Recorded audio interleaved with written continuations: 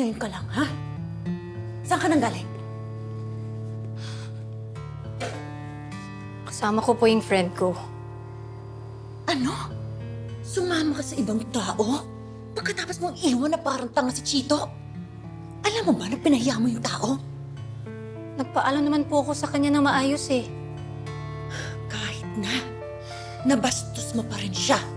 Di niyo man lang ako tatanungin kung ba't ako umalis? Kung anong nararamdaman ko nung mga panahong yun? Kung okay ba ako? Bakit? Kapag tinanong ba kita kung anong nararamdaman mo, maisasalba ba nun yung business natin?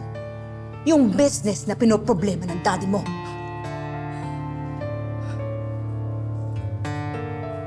Dahil sa ginawa mo, mapupurnada pa yung business deal ko with Chito.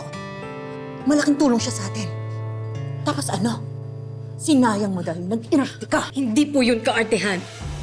Dinala niyo po ako sa sitwasyon na hindi ako komportable. I'm sorry, but I can't do it. Sana tiniis mo na lang.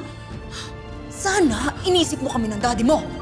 Kung gusto niyong gawin, edi sana ginawa niyo na lang. Sana kayo na lang nakipag-date sa kanya. Wala ka talagang kwentang anak!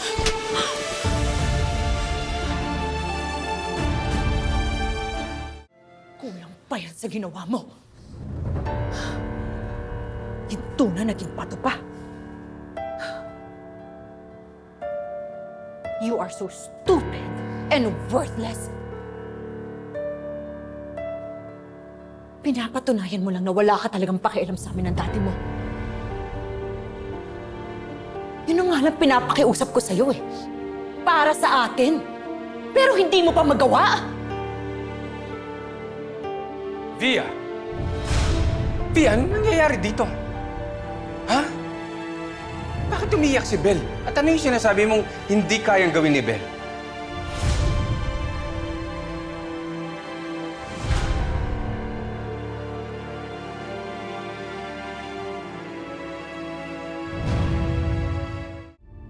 Bel? Ano yung sinasabi ng mami mo?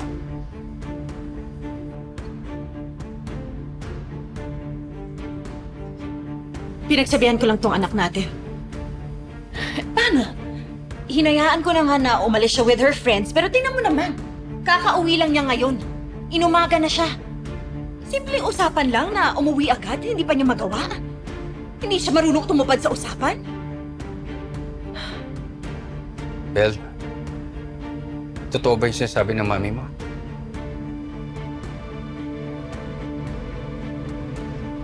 Sorry, Dad. Okay. Sa susunod, ha? Kung anong usapan ninyo ng mami mo, yun ang sundin mo. Sumunod ka na lang sa mami mo. Ay, karapatan siyang magalit. Kahit naman ako eh, kapag umuwi ka ng late, magagalit din ako. Yun na. Basta wag mo na lang uulitin ulit. O, sige na. May pasok ka pa, baka malate ka. Sorry, Dad.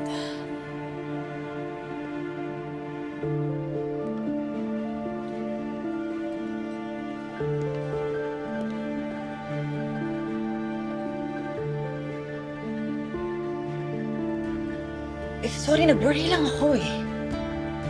Yeah, pero... You're over the top.